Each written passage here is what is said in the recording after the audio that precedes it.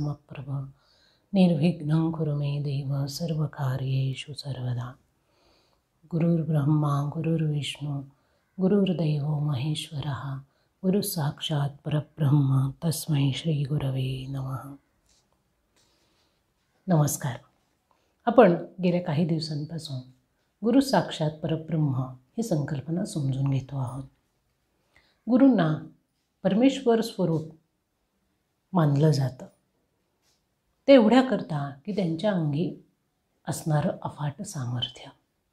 गुरूंच्या अंगी किती सामर्थ्य असतं त्याची जर उदाहरणं आपल्याला बघायची झाली तर आपल्या संतांची चरित्र आपण जाळावीत वाचावीत. अगदी संत श्री गजानन महाराज असू द्यात, स्वामी समर्थ असू द्यात, शिर्डीचे साईबाबा असू द्यात, ही अगदी अलीकडची उदाहरणं आहेत की जी आपल्याला माहिती आहेत. या लोकांचं चरित्र वाचत असताना अनेक अद्भुत घटना घडलेल्या आपण पाहतो. बऱ्याच वेळेला या घटना केवळ एक चमत्कार आहेत किंवा आपल्या दृष्टीसमोर पडलेला एक पडदा आहे असं काही लोकांना वाटतं. तर काही लोकांच्या मते त्या त्यांना मिळालेल्या सिद्धी असतात. ह्या ज्या सिद्धी आहेत त्या मंत्रसाधनेतून त्यांनी सिद्ध केलेल्या असतात, प्राप्त केलेल्या असतात. कुठलीही महान व्यक्ती, संत असू द्यात, योगी असू द्यात, हंस असू द्यात, परमहंस असू द्यात, आध्यात्मिक क्षेत्रामध्ये जेवढ्या काही महान अशा व्यक्ती होऊन जातात त्यांच्यामध्ये जे सामर्थ्य असतं ते मंत्राने त्यांना प्राप्त झालेलं असतं. म्हणून आपल्याकडे मंत्राची साधना ही प्रत्येक संप्रदायामध्ये सांगितलेली आहे. कुठलाही संप्रदाय असू द्यात, अगदी मुस्लिम संप्रदायामध्ये देखील, बौद्ध संप्रदायामध्ये देखील, ख्रिश्चन संप्रदायामध्ये देखील आपल्याला मंत्र सापडतात आणि त्या मंत्राची ते लोक विशिष्ट पद्धतीने साधना करतात. त्यांचे जर धर्मगुरू आपण बघितले तर त्यांच्या हातामध्ये एक माळ असते आणि सातत्याने ते आपल्या मंत्राचं जप करताना आपल्याला चित्र पाहायला मिळतं. तर आपल्या वैदिक हिंदू संस्कृतीमध्ये मात्र अनेक मंत्र आपल्या ऋषीमुनींनी तयार केलेले आहेत. आता हे मंत्र त्यांनी कसे तयार केले तर त्यांनी मनाची एकाग्रता साधून ध्यानावस्थेमध्ये त्यांना ते मंत्र उत्स्फूर्तपणे सुचले, त्यांच्या डोळ्यांसमोर ते प्रकट झाले. मग नुसते मंत्र त्या ठिकाणी प्रकट झाले का तर नाही, ते मंत्र, त्या मंत्राबरोबर त्याची देवता म्हणजेच त्याची शक्ती ही देखील त्या ठिकाणी उपस्थित झाली. आणि म्हणून आपल्याकडे अगदी प्राचीन कालापासून मंत्राची साधना ही अव्याहत चालू आहे. अनेक संप्रदाय आपल्या संस्कृतीमध्ये आपल्याला सापडतात. त्या प्रत्येक संप्रदायाचे विशिष्ट असे मंत्र असतात. त्या संप्रदायामधून चालत येणारे मंत्र, त्याचबरोबर त्या संप्रदायामध्ये अधिकारी पदावर असणारे जी मंडळी असतात, गुरु असतात, ते स्वतः इतरही काही मंत्रांची निर्मिती करतात किंवा काही वेगळे मंत्र त्या ठिकाणी साध्य करतात, सिद्ध करतात आणि त्या मंत्राच्या शक्तीतून त्यांच्याजवळ येणारी जी मंडळी असतात, साधक असतात, शिष्य असतात, त्यांना त्या मंत्राची साधना देऊन बलसंपन्न करण्याचा प्रयत्न करतात. अगदी अलीकडचं उदाहरण घ्यायचं झालं तर संत श्री गोंदवलेकर महाराज की जे सातत्याने मंत्रसाधना किंवा नाममंत्र हे करत असायचे, अखंड नाममंत्र करायचे आणि त्यांचं आराध्य दैवत भगवान श्रीराम होते. भगवान श्रीरामांची उपासना, मंत्राचा जप आणि त्या मंत्राची साधना ही कशी साधायची, अगदी साध्या सोप्या पद्धतीने नामस्मरण कसं करायचं आणि त्या नामस्मरणातून त्या मंत्रातली शक्ती कशी प्रकट करायची, कशी अवगत करायची, याचं अगदी जवळचं उदाहरण आपल्याला गोंदवलेकर महाराजांचं सांगता येतं. तर ह्या जी मंडळी आपण पाहतो, संत पाहतो, गुरुपदावर असणाऱ्या व्यक्ती पाहतो, हे सातत्याने विशिष्ट मंत्राचं मनन करत असतात आणि या मंत्रातून जी ऊर्जा निर्माण होते त्या ऊर्जेतून अनेक प्रकारचं सकारात्मक कार्य समाजामध्ये निर्माण करण्याचा प्रयत्न करतात. आपल्याजवळ येणारे जे शिष्य असतात त्यांनाही या कार्यासाठी ते प्रवृत्त करत असतात. कारण व्यक्ती हा समाजाचा घटक आहे. त्याची स्वतःची उन्नती जशी जशी होईल तशी तशी त्याने आपल्या समाजाच्याही उन्नतीसाठी प्रयत्नशील असायला हवं. आणि हाच संस्कार आपल्या संस्कृतीमध्ये शिकवला जातो. म्हणून आपण मागच्या वेळेला गुरूंनी दिलेल्या मंत्राचं स्वरूप कसं असतं, त्याचं महत्त्व कसं असतं आणि त्या मंत्राच्या नित्य जपाने, साधनेने साधकाला, शिष्याला कुठल्या गोष्टी अवगत होतात, साध्य होतात, हेही आपण बघितलं. आज आता आपण एक वेगळा विषय पाहणार आहोत. तो आहे गुरु आज्ञापालन आणि गुरु कृपा. बऱ्याच वेळेला असं म्हटलं जातं की शिष्याला जर सर्व ज्ञान प्राप्त करायचं असेल तर त्याला गुरूंच्या आज्ञेचं पालन करावं लागतं. गुरूच्या आज्ञेचं पालन करणं याचा अर्थ गुरूंच्या ठिकाणी पूर्णपणे नम्र होणं, त्यांच्या शब्दाचा मान ठेवणं, ते जे काही सांगतील ती प्रत्येक गोष्ट आत्मसात करण्याचा प्रयत्न करणं. अगदी साधं उदाहरण बघा. आपल्याकडे महाभारत मोठा ग्रंथ झाला आणि महाभारत घडून गेला. त्या महाभारतामध्ये कौरव आणि पांडव हे दोन प्रमुख वृत्ती आपल्याला अभ्यासायला मिळतात. 5 पांडव आहेत आणि 100 कौरव आहेत. कौरवांचे वडील धृतराष्ट्र हस्तिनापूरचे राजा आहेत. त्या धृतराष्ट्रांच्या मनामध्ये त्यांना आधी राजा बनवलं नाही म्हणून एक आकस आहे. नंतर सत्ता मिळाल्यानंतर त्या सत्तेला चिकटून राहण्याची वृत्ती त्यांची आहे आणि आपल्यानंतर आपली सत्ता आपल्या मुलांनाच मिळावी अशी महत्त्वाकांक्षा आहे. त्यामुळे ही मुलं ज्यावेळेला आपल्या गुरूंच्या आश्रमात म्हणजेच द्रोणाचार्यांच्या आश्रमामध्ये शिकायला जातात त्यावेळेला द्रोणाचार्य ज्या पद्धतीने त्यांना शिकवतात, द्रोणाचार्यांना ज्या पद्धतीने या मुलांनी शिकणं अपेक्षित होतं ती अपेक्षा त्यांची पूर्ण होत नाही. वडिलांचे संस्कार, वडिलांचं वागणं, वडिलांचं बोलणं हे सगळंच्या सगळं त्या कौरवांच्या वागण्यातून बोलण्यातून प्रतिबिंबित होताना आपण पाहतो. आणि त्यांच्याचबरोबर साधारण त्यांच्याच वयाची असणारे 5 पांडव हे मात्र त्यांच्या वडिलांप्रमाणे, आईप्रमाणे अत्यंत सुशील, विनयशील, सर्व गुणांनी संपन्न होऊन आपले गुरुजी आपल्याला जे जे काही शिकवतील ते अत्यंत आदराने घेऊन गुरूंच्या आज्ञेचं तंतोतंत पालन करणारे आपल्याला दिसतात. याचा परिणाम काय होतो की ज्या वेळेला गुरूंच्या आज्ञेचं पालन केलं जातं त्यावेळेला त्या व्यक्तीमध्ये अहंकार, राग, द्वेष, दुसऱ्याविषयीचा आकस, मत्सर हे दोष सापडत नाहीत. आणि जे लोक गुरूंच्या आज्ञेचं पालन करत नाही, आज्ञा धुडकावून लावतात, गुरूंचा वारंवार अपमान करतात, त्यांच्या जीवनामध्ये सर्व प्रकारचे दोष एकवटलेले आपल्याला पाहायला मिळतात.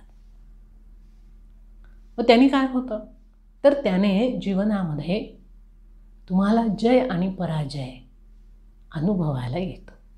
पांडवांनी कायम जय मिळवला, अत्यंतिक हाल अपेष्टा त्यांनी सोसल्या संपूर्ण जीवनभर. पण ज्या ज्या ठिकाणी ते गेले त्या त्या ठिकाणी त्यांना पूर्णपणे यश प्राप्त झालं. त्यांना अपयश कधी आलं नाही. धर्माने वागले, नीतीने वागले. आणि तेच कौरव प्रत्येक ठिकाणी रागाने, द्वेषाने, मत्सराने, क्रोधाने वागले आणि पूर्णपणे अपयश त्यांच्या पदरामध्ये पडलं. कायम त्यांनी स्वतःची तुलना पांडवांबरोबर केली, कायम पांडवांचा द्वेष केला, कायम केला. त्याचा परिणाम त्यांचं जीवन उद्ध्वस्त झालं. फक्त त्यांचंच झालं का? नाही, त्यांच्या पुढच्या सगळ्या पिढ्या गेल्या. त्यांच्यामुळे त्या काळामध्ये या भारतवर्षात जेवढे काही बलाढ्य असे लोक होते, रथी, महारथी, अतिरथी ज्यांना म्हटलं जातं, तेही या युद्धामध्ये मारले गेले आणि समाजाची खूप मोठी हानी त्याच्यामुळे झाली. दिसायला ही गोष्ट दुर्गुण, हे छोटे दिसतात, पण त्यांचा परिणाम जो आहे तो किती वर्ष पुढच्या अनेक पिढ्यांना भोगावा लागतो याचं हे जिवंत उदाहरण आहे. म्हणून ज्या लोकांकडून आपण शिक्षण घेतो, ज्या लोकांकडून आपण ज्ञान मिळवतो, त्या गुरूंविषयी, शिक्षकांविषयी मुलांच्या मनामध्ये, शिष्यांच्या मनामध्ये पूर्णपणे आदर असलाच पाहिजे. आणि नुसता आदर शब्दांनी व्यक्त करून चालत नाही, तो कृतीमध्ये आला पाहिजे. ती सवय लावली पाहिजे. जेव्हा आपण कृती करतो प्रत्यक्ष, त्यावेळेला अनेक दोष आपल्यातून कमी कमी व्हायला लागतात. म्हणून गुरु आज्ञा पालन हा एक महत्त्वाचा विषय आपण पाहणार आहोत. ज्या शिष्याला गुरूंकडनं ज्ञान प्राप्त करून घ्यायचं आहे, तशी इच्छा त्याच्या मनामध्ये असेल, तर त्याने विश्वास, गुरूंविषयी पूर्ण विश्वास मनामध्ये ठेवावा. गुरूंच्या पुढे कायम समर्पित वृत्ती त्याची असावी, नम्रता असावी आणि निष्कपटपणा त्याने अंगी बाणावा. त्याचबरोबर गुरूंच्या आज्ञेचं पालन आपल्याला कसं करता येईल हाही भाव त्याने स्वतःमध्ये निर्माण करावा.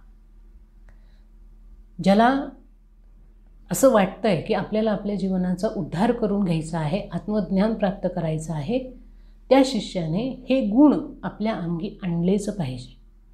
एक आहे गुरूंप्रती पूर्ण विश्वास. गुरु म्हणतील ते आणि गुरु म्हणतील तसं. त्याच्यामध्ये आपल्याला काय वाटतं हे घालायचं नाही, त्याचा विचार करायचा नाही. गुरूंनी सांगितलं ना की त्या पद्धतीने त्याला वागता आलं पाहिजे. स्वतःचं सगळं ज्ञान गुंडाळून ठेवता आलं पाहिजे त्याच क्षणी. त्यानंतर गुरूंच्या ठिकाणी पूर्ण समर्पण असलं पाहिजे. काया वाचा मने नम्रता असली पाहिजे. केवळ गुरूंच्या समोर नम्रता आणि गुरूंची पाठ फिरली की गुरूंविषयी वाटेल तसं बोलायचं, वाटेल ते भाव व्यक्त करायचे, याला नम्रता म्हणत नाही. कायम मनामध्ये नम्रतेचा भाव हा असला पाहिजे. निष्कपटपणा, कुठलंही कपट गुरूंशी करता कामा नये.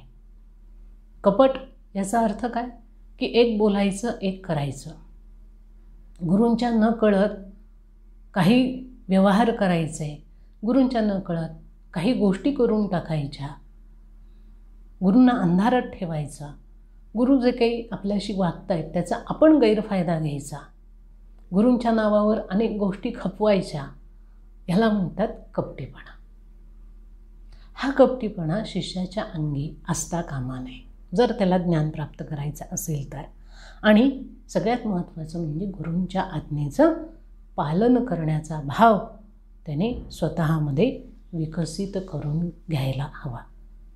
हे जर गुण त्याच्यामध्ये असतील, आता हे जे वरती गुण आपण बघितले ते काही लोकांमध्ये जन्मताच असतात आणि हे गुण त्यांच्यामध्ये असल्यामुळे ते काही बाह्य आवरणाने झाकलेले असतात. पण गुरूंच्या सानिध्यात आल्यानंतर, सहवासात आल्यानंतर, गुरूंच्या प्रेमळ वागण्याने आणि त्यांच्या सहज प्रेरणेने हे शिष्यामधले गुण हळूहळू प्रकट व्हायला लागतात. त्याला त्याच्याकरता फार काही कष्ट घ्यावे लागत नाही. सहजतेने ते गुण त्याच्यामध्ये व्यक्त होतात. पण काही लोकांना मात्र या आदर्शांचं पालन करणं अत्यंत कठीण वाटतं, कारण ते त्यांच्या स्वभावाच्या विपरीत असतात. पण अशा लोकांनी या गुणांच्या प्राप्तीकरता निरंतर प्रयत्न करायला हवा.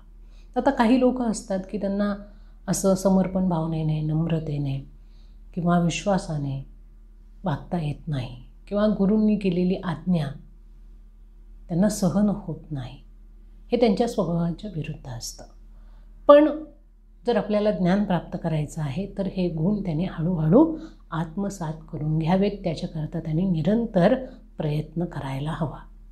त्यांनी जर असा प्रयत्न सुरू केला तर गुरु देखील निश्चितपणे त्याला सफलता मिळेपर्यंत सहकार्य करतात. बघा, गुरु हे प्रत्येक ठिकाणी आपल्याला सहाय्यभूत होतात. आपण एखादी चांगली क्रिया करण्याचा प्रयत्न केला आणि आपली शक्ती तिथे कमी पडत असेल तर गुरुजी त्या ठिकाणी लक्ष घालतात आणि आपल्याला सहजतेने हात देतात. त्या गुणांचा विकास आपल्यामध्ये करून घेतात. साधनेमध्ये आपण कुठे अडकला असू आणि गुरूंचं मार्गदर्शन आपण मिळवलं की तो अडकलेपणा आपला निघून जातो. आपली पुढची वाटचाल व्यवस्थित व्हायला लागते. म्हणून शिष्य ज्या पद्धतीने प्रयत्न करायला लागतो त्या प्रत्येक प्रयत्नामध्ये गुरुजी त्याला हात देऊन सफल केल्याशिवाय राहत नाही. पण काही लोकांना कठोर असे परिश्रम मात्र घ्यावे लागतात. कारण शिष्याने कायम हे लक्षात ठेवायला हवं की त्याने गुरूंची निवड त्यांची सेवा करण्याकरता केलेली आहे. गुरूंना शिष्याची आवश्यकता आहे. म्हणून गुरु आपल्याला शिष्य करत नाहीत. आपल्याला त्यांच्याकडनं ज्ञान प्राप्त करायचं असतं, आपल्याला त्यांची सेवा करायची असते, म्हणून आपण त्यांना गुरु करून घेतो. त्यांना शिष्याच्या सेवेची आवश्यकता नसते. त्यांचे ते सक्षम असतात सर्वांगाने. पण शिष्याच्या अंगी असणारे दोष कमी होण्याकरता म्हणून ही गुरुसेवा सांगितली जाते. म्हणून गुरूंची प्राप्ती शिष्य आपल्या आंतरिक विकासासाठी करत असतो. नाना प्रकारच्या बंधनांनी तो या संसारामध्ये बांधलेला असतो, याची जाणीव त्याला असते. आणि ती जाणीव कायम मनामध्ये ठेवून या सगळ्या बंधनांतून आपल्याला मुक्त व्हायचं आहे. आपल्या अंतर्यामी असणारं जे माधुर्य तत्व आहे, परमानंद तत्व आहे, ते आपल्याला प्राप्त करायचं आहे. म्हणून गुरूंनी दिलेल्या निर्देशांचं पालन नीटपणाने त्याने करायचं असतं. हे त्यांनी लक्षात ठेवायचं असतं की मी माझ्यासाठी गुरु केले आहेत, गुरूंना माझी आवश्यकता नाही. मी जर गुरूंची सेवा केली नाही तर गुरूंचं काही अडणार आहे का? काही अडत नाही. जी व्यक्ती सर्व प्रकारच्या गोष्टी स्वतः पूर्ण क्षमतेने करू शकते, तिला इतरांच्या सहकार्याची आवश्यकता नसते. पण आपल्यावर कृपा करण्याकरता, आपल्यामध्ये असणाऱ्या दोषांची निवृत्ती करण्याकरता गुरु सेवा शिष्यांना सांगत असतात. ती त्यांची गरज नसते. गुरूंनी दिलेल्या सूचना योग्य आहेत की निरर्थक आहेत याचा विचार न करता केवळ त्यांच्या आज्ञेचं पालन करणे हा शिष्याचा स्वभाव व्हायला हवा. काही शिष्य असे असतात की त्यांना प्रत्येक ठिकाणी शंका असते की असंच का, तसंच का, हे केल्याने काय होणार आहे, ते केल्याने काय होणार आहे, नाही केलं तर काय होईल, आत्ता नाही केलं तर काय होईल, नंतर काय केलं तर काय होईल, असे नाना प्रकारचे प्रश्न गुरूंनी त्यांना एखादी गोष्ट करायला सांगितली की त्यांच्या मनामध्ये उपस्थित होतात. गुरु काही सगळ्या प्रश्नांची उत्तरं द्यायला बांधील नसतात आणि ते उत्तरं देतही नाही. ते कार्य सांगतात आणि पाहतात की हा शिष्य आपल्यावर किती विश्वास ठेवतो आहे. त्याने जर पूर्ण विश्वास ठेवला तर तो प्रश्न उपस्थित करत नाही, उठून लगेच कार्याला सुरुवात करतो. पण ज्याला कार्य करण्याचा कंटाळा आहे,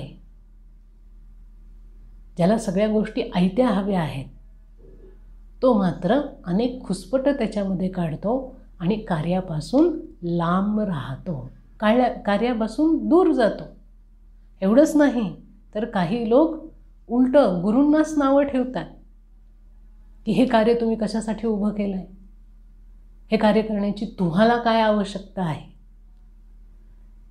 म्हणजे अशा अवस्थेमध्ये ते गुरु शिष्य स्वतःला काय समजतात हेच कळत नाही.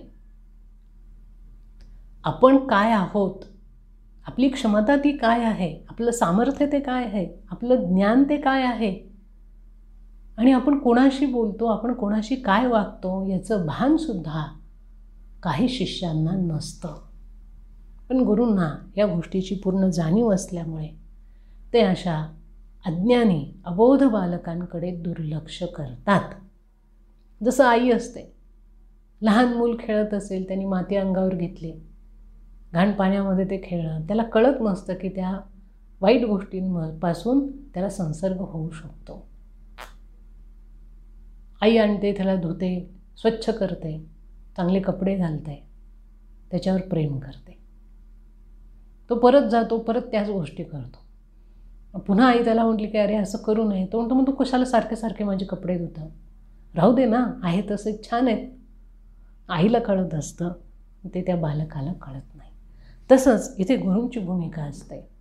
आपल्याला काय करायचं आहे, काय नाही, हे गुरु सहजतेने त्यांच्या मनात आलं म्हणून करत नाही. त्याच्यामागे खूप मोठं चिंतन त्यांनी केलेलं असतं आणि त्या चिंतनातूनच ते प्रत्यक्ष कृती करायला तयार झालेले असतात. त्याच्यामुळे त्यांनी जे आपल्याला सांगितलेलं कार्य आहे ते शिष्याने अंगीकारून तत्परतेने करायला हवं.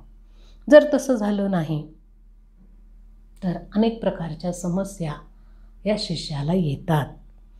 गुरूंनी सांगितलेल्या गोष्टींमागे नेमकं काय हेतू आहे हा शिष्याला कळत नाही, त्याचं आकलन होत नाही आणि अशा गोष्टी त्याच्या हातून घडत नाहीत. शिष्य जेव्हा गुरूंच्या सूचनांचं आणि आज्ञेचं पालन करत नाही, गुरूंना अपेक्षित असलेलं कार्य करत नाही, त्यावेळी त्याचं मोठं नुकसान होतं आणि ते मात्र त्याला कळत नाही. बघा, गुरु कुणालाही निरर्थक कुठली गोष्ट सांगत नाही, कुठलीच नाही. आपल्याला वाटतं की ती गोष्ट निरर्थक आहे, तिला काही अर्थ नाही, गुरुजींना काही काम नाही, उद्योग नाही, धंदा नाही आणि ते आपलं काहीतरी आपल्याला करायला सांगतात, असा शिष्याच्या मनामध्ये भाव निर्माण होऊ शकतो. नव्हे, काही शिष्यांच्या मनामध्ये होतोच. आणि असा भाव निर्माण झाल्यानंतर ते पूर्णपणे त्या कार्याकडे दुर्लक्ष करतात. त्यांनी कार्याकडे दुर्लक्ष केलं की त्यांचं नुकसान हे होतंच. कारण गुरु आणि शिष्य यांच्यातला संबंध हा सीमित बुद्धीवर अवलंबून असतो. गुरु आणि शिष्य यांच्यातला जो संबंध असतो तो केवळ सीमित अशा बुद्धीवरती अवलंबून नसतो, तर तो उच्च चेतनेवरच्या स्तरावर तो प्रस्थापित झालेला असतो. त्यामुळे गुरु ज्या काही सूचना करतात त्या सूचनांचं पालन करणं हे शिष्याचं कर्तव्य होऊन जातं. पण ज्याची ही चेतनाच नाहीशी झालेली असते, ज्याला उच्च चेतना काय आहे आणि त्या उच्च चेतनेपर्यंत जाण्याची इच्छा नसते किंवा तिथपर्यंत तो जाऊन पोहोचत नाही, त्याची चेतना नाहीशी होते आणि मग त्याला प्रत्येक कार्य हे व्यर्थ वाटायला लागतं. त्याचं मन आणि बुद्धी नकारात्मक विचारांनी भरून जाते आणि मग गुरूंच्या आज्ञापालनातून मला काय प्राप्त होणार आहे असा व्यावहारिक विचार तो करायला लागतो. आता या ठिकाणी गुरूंच्या आज्ञेचं पालन हे निस्वार्थी बुद्धीने करणं अपेक्षित असतं. निस्वार्थी म्हणजे मला याच्यातनं काहीही नको, गुरु जे म्हणतील ते आणि गुरूंची जशी इच्छा असेल ती पूर्ण करण्याकरता माझ्याकडून मला जे काही काम करता येईल ते मी जास्तीत जास्त करण्याचा प्रयत्न करेल, हा भाव विकसित होणं अपेक्षित असतं. मी गुरूंचं अमुक एक कार्य केलं तर मला त्याच्यातनं काय फायदा होणार आहे, होईल की नाही, उगीच मी माझा वेळ आणि शक्ती या कार्यामध्ये वाया का घालवायची, असा व्यावहारिक विचार या क्षेत्रामध्ये करून चालत नाही. किंवा काही शिष्य असा विचार करतात की मी गुरुजींचं काम करण्याकरता जो वेळ वाया घालवतो आहे तोच जर मी व्यावहारिक जगामध्ये काही वेगळं काम केलं तर मला त्याच्यातून कितीतरी धन मिळेल, प्रतिष्ठा मिळेल, संपत्ती मिळेल, असे विचार देखील याच्या मनामध्ये यायला लागतात. काही वेळेला शिष्य स्वतः गुरूंनी सांगितलेल्या गोष्टींची अवहेलना करण्याकरता करतात आणि मला ही गोष्ट जमणार नाही, माझी इच्छा नाही, असंही गुरुजींना स्पष्टपणे सांगून टाकतात. म्हणजे गुरुजी आपल्याला हे का सांगतायत ह्याचा किंचितही विचार काही शिष्य करत नाहीत. आणि म्हणून गुरुजी जे सांगतील त्यांच्या भावनांची पायमल्ली त्या ठिकाणी केली जाते. त्यांनी सांगितलेल्या गोष्टींची अवहेलना केली जाते. आणि असं वागून या शिष्यांची जी आंतरिक प्रगती होणं अपेक्षित असतं ती होत नाही. आणि हे शिष्य स्वतःच आपल्या आंतरिक प्रवासामध्ये अनंत अडचणी निर्माण करताना दिसतात. बघा, आपल्याकडे गुरु आणि शिष्य यांची परंपरा आपण पाहतो. या परंपरेमध्ये प्रत्येक शिष्य आपल्या गुरूंसाठी ते म्हणतील ते कार्य करायला उभे राहिलेले देखील आपण पाहतो. स्वामी विवेकानंद असू द्यात की ज्यांनी रामकृष्ण परमहंसांची इच्छा पूर्ण करण्याकरता आपलं संपूर्ण जीवन पणाला लावलं. समर्थ रामदास स्वामींचे शिष्य कल्याण स्वामी असतील, त्यांनी देखील आपलं संपूर्ण जीवन समर्थांची सेवा करण्याकरता, त्यांचं आज्ञापालन करण्याकरता, त्यांचं कार्य पुढं नेण्याकरता आपलं जीवन खर्ची घातलेलं आपण पाहतो. ज्ञानेश्वर महाराज असतील, निवृत्तीनाथांची इच्छा पूर्ण करण्याकरता त्यांनी त्यांचा शब्द प्रमाण मानून आणि त्यांनी सांगितलेलं कार्य केलं. एकनाथ महाराज यांनी देखील संत जनार्दन स्वामींनी त्यांना जे काही सांगितलं ते कार्य पुढं नेण्याचा आटोकाट प्रयत्न केला. आणि ज्या वेळेला अशा पद्धतीचं गुरु आज्ञेचं पालन या लोकांनी केलेलं आपण पाहतो, त्यावेळेला हे शिष्य त्यांचं व्यक्तिमत्व हे केवढं विकसित झालेलं आपल्याला बघायला मिळतं. म्हणजे गुरुपालन करणं, त्या गुरुपालनेमध्येच शिष्याच्या व्यक्तिमत्वाची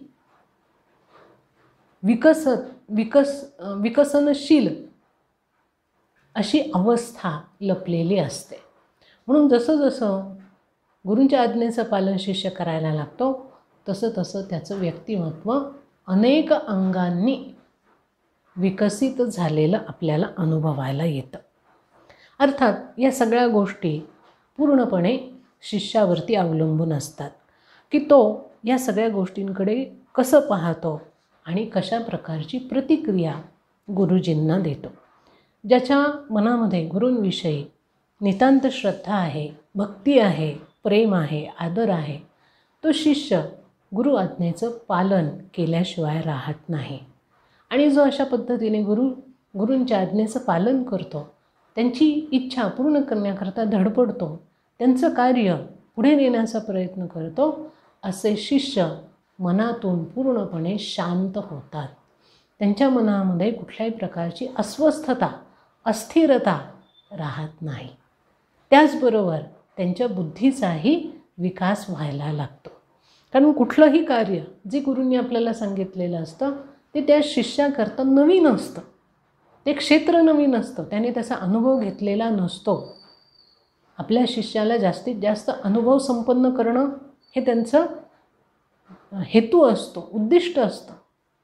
आणि केवळ आध्यात्मिक जगामध्ये नाही तर आपला शिष्य आध्यात्मिक जगताबरोबरच व्यावहारिक जगतामध्ये देखील पूर्ण यशस्वी व्हावा, त्याला सर्व प्रकारचं यश संपादन व्हावं, व्यवहारामधल्या देखील सूक्ष्म अतिसूक्ष्म गोष्टी त्याला कळाव्यात, जमाव्यात, हे त्यांना वाटत असतं. आणि म्हणून गुरु जे असतात ते शिष्याकडून वेगवेगळ्या कार्यांची अपेक्षा करत असतात. खरं तर गुरु आणि शिष्य यांच्यातले संबंध मजबूत करण्यासाठी गुरूंच्या आज्ञेचं पालन आवश्यक असतं. पण ते शिष्याला जर समजलं तर की त्याच्यामध्ये गुरूंचा स्वार्थ नाही, त्याच्यामध्ये आपलाच विकास होणार आहे, आपल्यालाच त्याच्यातून विविध प्रकारच्या गोष्टी मिळणार आहेत, आपल्यालेच दोष त्याच्यातनं कमी होणार आहेत, आपल्या अनेक क्षमता गुरूंच्या कार्यामुळे वाढणार आहेत.